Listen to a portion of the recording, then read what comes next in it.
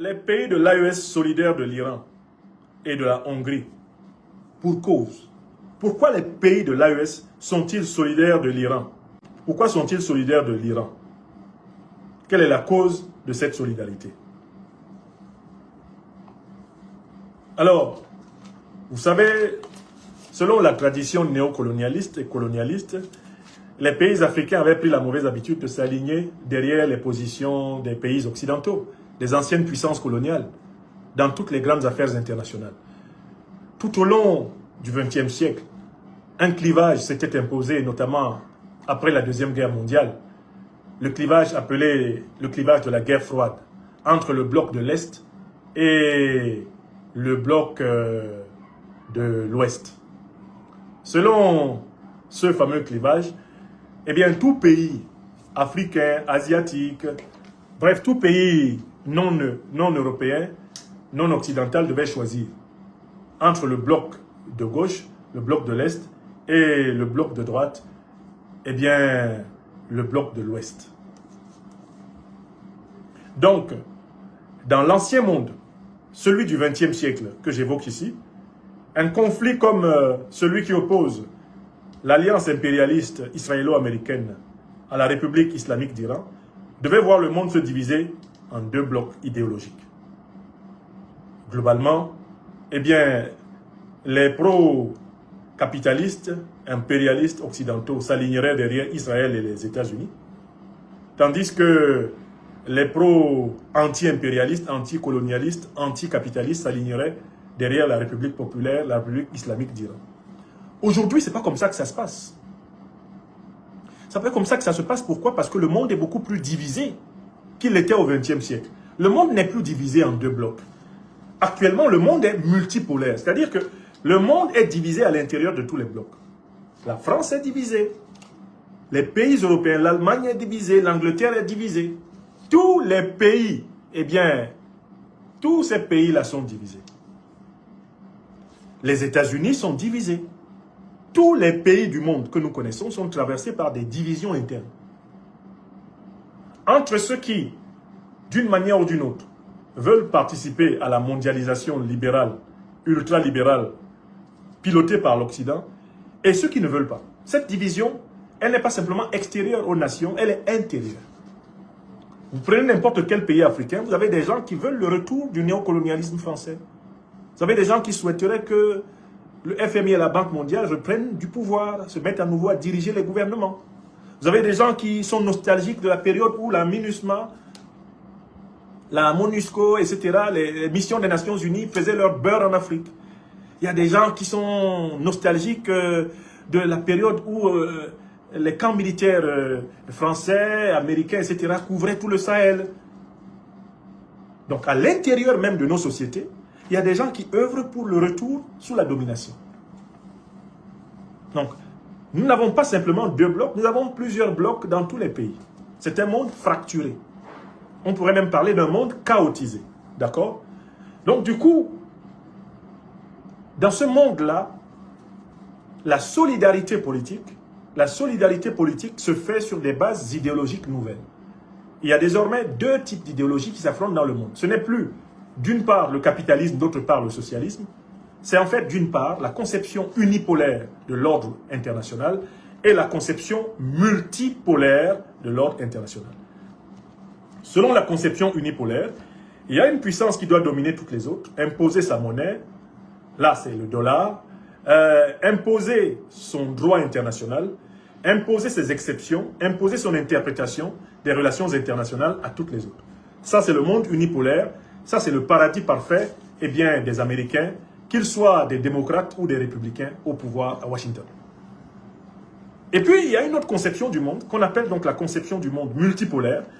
Selon cette conception, le monde a plusieurs centres qui se distribuent en fonction des puissances qui ont émergé sur le plan social, sur le plan économique, émergé sur le plan militaire, sur le plan scientifique et technologique, émergé sur le plan diplomatique, émerger sur le plan culturel, le plan symbolique. Il y a autant de centres dans le monde qu'il y a de puissances qui émergent à tous ces niveaux. Ça donne un monde multipolaire. Dans ce monde, il n'y a pas une puissance qui impose sa volonté aux autres. Les relations internationales sont des négociations permanentes, des péréquations, des compromis, des consensus. Les relations internationales sont des ajustements. Personne n'impose ni ses valeurs de civilisation, ni son interprétation du droit international aux autres. Tout cela est mis au dialogue. Le monde se réorganise afin d'accepter l'idée que nul ne domine et n'écrase les autres. Et que chacun puisse exercer sa souveraineté en bon respect, en bonne intelligence avec les autres. C'est un monde de la véritable liberté, la liberté réciproque. Celle qui commence là où s'arrête celle d'autrui. Celle qui s'arrête là où commence celle d'autrui. C'est un monde dans lequel les sociétés humaines ne se regardent plus dans une logique verticale. Ces sociétés se regardent toutes sur le plan horizontal, la verticale étant réservée au tout-puissant créateur de tous les êtres, le transcendant absolu. Car il n'y a de Dieu que Dieu. Alors, pourquoi les pays de l'AES sont-ils solidaires de l'Iran? Ce n'est pas parce que les pays de l'AES seraient des pays socialistes, marxistes, léninistes ou communistes. Non! Les pays de l'AES sont à l'avant-garde du monde multipolaire africain. Écrivez ça. Les pays de l'Alliance des États du Sahel sont l'avant-garde du monde multipolaire africain. Ce sont des pays qui ont épousé la véritable signification du panafricanisme. Le panafricanisme comme idéologie de la libération intégrale de l'humanité africaine. Non pas pour dominer les autres civilisations, mais pour être respecté, crainte, à cause de ses réalisations et de ses dispositions pratiques. Donc, les présidents Abdourahmane Tiani, Ibrahim Traoré ou Assimi Goïta ne veulent pas gouverner la France. Ils ne veulent pas gouverner l'Europe, l'Amérique, les États-Unis. Non. Ils veulent s'insérer dans un monde où plus personne ne va dominer les Africains. C'est tout. Donc, ils se battent pour que soit construit le monde multipolaire. Et ils se battent contre toutes les forces qui veulent imposer la permanence du monde unipolaire, du monde hégémonique occidental. Voilà le véritable clivage aujourd'hui. Ils sont solidaires de l'Iran. Pourquoi? Parce que l'Iran est l'une des pièces maîtresses de la construction du monde multipolaire, pas seulement des BRICS. J'espère que vous savez que les Iraniens ne sont pas seulement utiles à l'intérieur du grand ensemble des BRICS, ils sont utiles en tant que pôle de résistance contre la domination unilatérale du monde par l'Occident. Donc, c'est tout naturel que les pays de l'Alliance des États du Sahel, sans exclusif, ont apporté leur soutien à l'Iran, condamné avec les termes les plus clairs l'acte barbare et impérialiste d'assassinat du guide suprême de la révolution islamique iranienne, l'ayatollah Seyed Ali Khamenei. Nous devons saluer ici la clarté diplomatique et la clarté géopolitique et géostratégique des présidents Goïta, Tiani et Traoré, qui ont clairement affirmé qu'ils ne sont ni de près ni de loin associés par mutisme, par silence, par implicite, par hésitation. Ils ne sont pas associés à la conception unilatérale, à la conception unipolaire qui gouverne à la politique internationale des États-Unis en particulier et de l'Occident politique en général.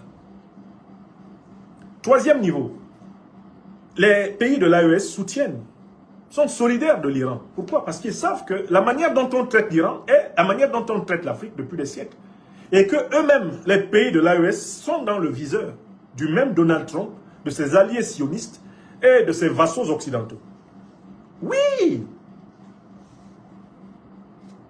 C'est-à-dire que quand l'AES regarde ce qui arrive à l'Iran, l'AES voit ce qu'on prépare contre elle. Donald Trump est l'un des présidents les plus grossiers, l'un des présidents les plus incontinents verbaux de l'histoire des États-Unis.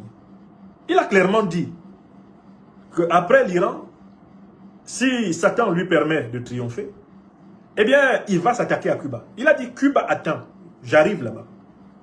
Mais les Africains ont bien entendu. Quelqu'un qui passe son temps à désigner des parties du monde où il doit déporter la guerre, il nous a déjà désignés. Il a bombardé le Nigeria. Donald Trump a bombardé le Nigeria. Avant même son prochain bombardement contre Cuba, il a déjà bombardé l'Afrique. Avant son actuelle guerre contre l'Iran, Donald Trump a déjà bombardé l'Afrique. Unilatéralement. Un certain Youssouf Tougar, prétendument ministre des Affaires étrangères du Nigeria, a eu l'imprudence d'informer le monde entier que le Nigeria a été prévenu 17 minutes avant le bombardement. que la discussion sur le bombardement a duré 17 minutes. Ça, foulaï. Un pays, République fédérale du Nigeria, qui accepte qu'un pays étranger vienne bombarder sur son territoire après avoir été prévenu 17 minutes avant l'action. C'est un avertissement sans frais que Donald Trump a lancé à tout le continent africain. Je bombarde qui je veux, je bombarde où je veux. Je vous donne un autre exemple.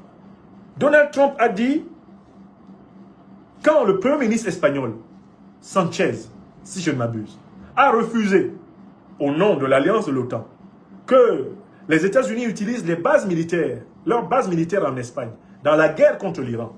Vous savez ce que Donald Trump a dit? Je vous répète les mots de Donald Trump. Il a dit ceci.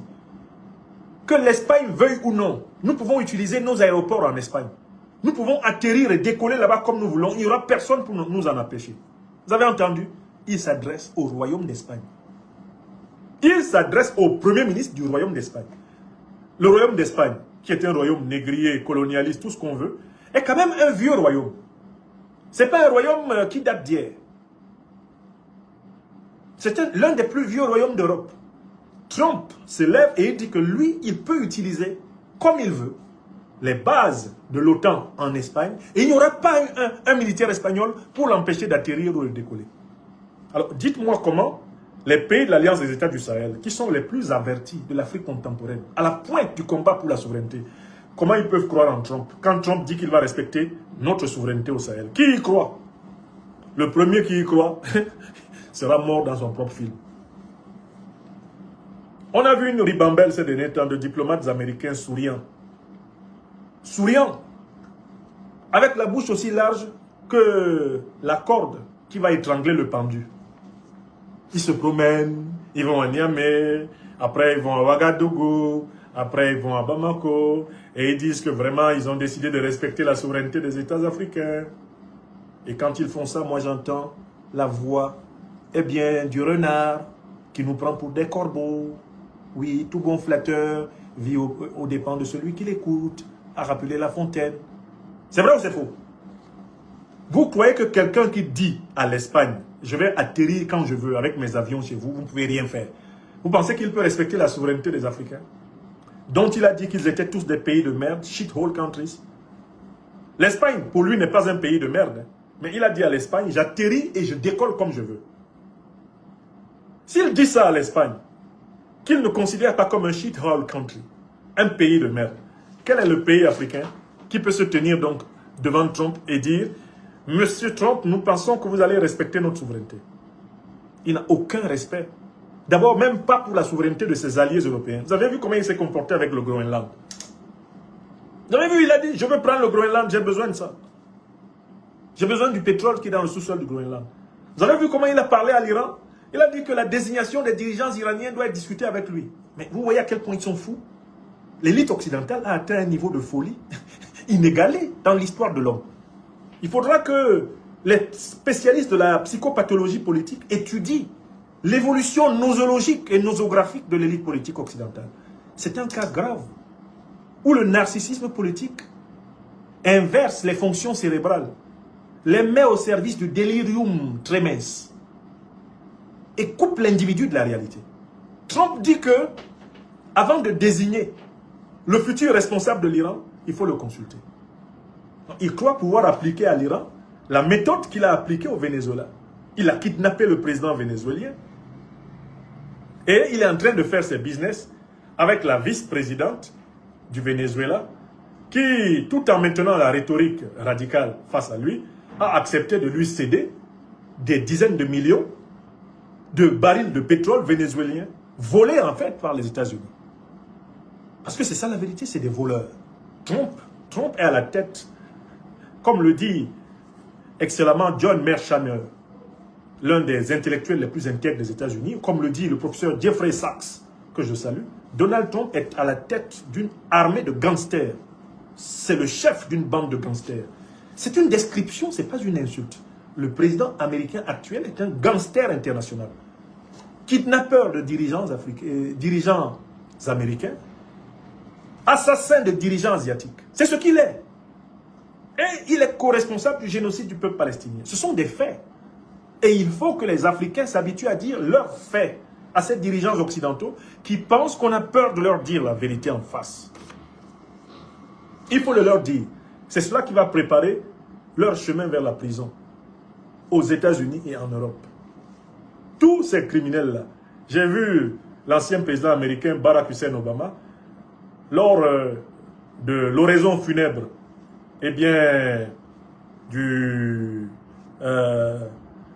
du pasteur Jesse Jackson, essayer d'expliquer vraiment que le monde est en train d'aller de travers, qu'il faut que l'espérance soit retrouvée, que le bon sens soit retrouvé. Il a oublié sa contribution néfaste à la déstabilisation du monde. Il a oublié son crime contre l'Afrique, l'assassinat de Kadhafi, dont il est co-responsable avec Paul Stéphane Sarkozy de Nagui Bokcha et tout naturellement David Cameron. Il a oublié la coalition de l'OTAN associée aux terroristes d'Al-Qaïda et l'État islamique qui a saccagé la Libye, qui est revenu tuer le fils de Kadhafi, Saif al-Islam el-Kadhafi, sous nos yeux. Il a oublié Obama. Et il n'y a que les Africains décérébrés qui continuent à écouter ce type. Et il n'y a que les Afro-Américains sans conscience historique panafricaine qui écoutent Obama. Obama est un traître à l'Amérique. Il a trahi le peuple américain qui a cru qu'il était un dirigeant entièrement innovant. Et il a trahi la terre de ses ancêtres. Lui qui est d'origine kenyane par son père, il nous a trahis crûment. Voilà une parole qui ne vaut plus la peine d'être écoutée. C'est un bonimenteur, Obama. Parce que le Sahel est à feu et à sang par sa faute. Ce n'est même pas faute d'avoir pas été prévenu par certains dirigeants africains. Je me souviens de la rencontre de Deauville, un 27 mai. C'était le 27 mai. 2011, quelque chose comme cela. Mr. President, don't destroy Libya, lui dit Mahamadou Issoufou, alors président du Niger. Don't destroy Libya. If you destroy Libya, you will destabilize all Africa. Ne détruisez pas la Libye. Si vous détruisez la Libye, vous allez déstabiliser toute l'Afrique. Obama dit non.